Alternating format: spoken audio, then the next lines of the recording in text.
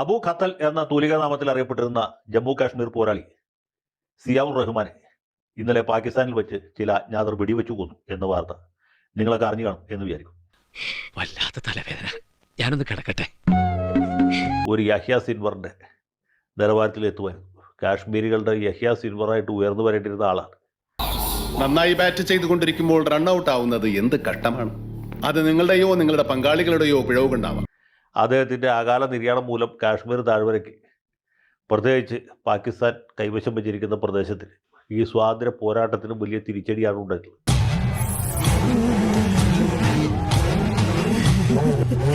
കഴിഞ്ഞ 2 വർഷത്തിനിടയ്ക്ക് കൊല്ലപ്പെടുന്ന 12ാമത്തെ പോരാളിയാണ് നമ്മുടെ അബു ഖത്തൽ.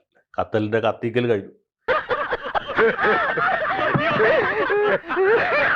എന്ന് വേണമെങ്കിൽ നമുക്ക് ആലങ്കാരികമായിട്ട് പറയാം. പക്ഷെ പുള്ളിയുടെ മാത്രമല്ല, വേറെ 11 പേരുടെ കൂടി കത്തിക്കൽ.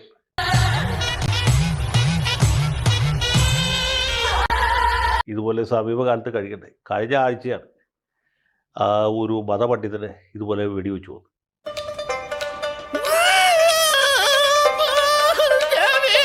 അദ്ദേഹമാണ് കുൽഭൂഷൺ യാദവിനെ പാകിസ്ഥാന് പിടിച്ചു കൊടുക്കുന്നതിൽ പ്രധാനപ്പെട്ട പങ്ക് വഹിച്ചത് എന്ന് പറയപ്പെടുന്നു. കുറെ നാളായി നിന്നെ കൈ കിട്ട കാത്തിരിക്കുകയായിരുന്നു ഞാൻ. അപ്പൊ ഇവരെല്ലാവരും തന്നെ ഇന്ത്യ ഗവൺമെന്റ് തലക്ക് വില കൽപ്പിച്ചവരും അന്വേഷിച്ചുകൊണ്ടിരിക്കുന്ന കുറ്റവാളികളുമാണ് എന്നാണ് പറയുന്നത്. തലയിലോട്ട് തന്നെയാണ് ജമാലിക്കട നോട്ടം.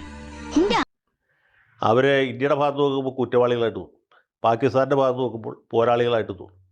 അവിടുന്നും കിട്ടി ഇവിടുന്നും കിട്ടി. ഇനി മരിച്ചാൽ ഐഡിയ പറയില്ലേ.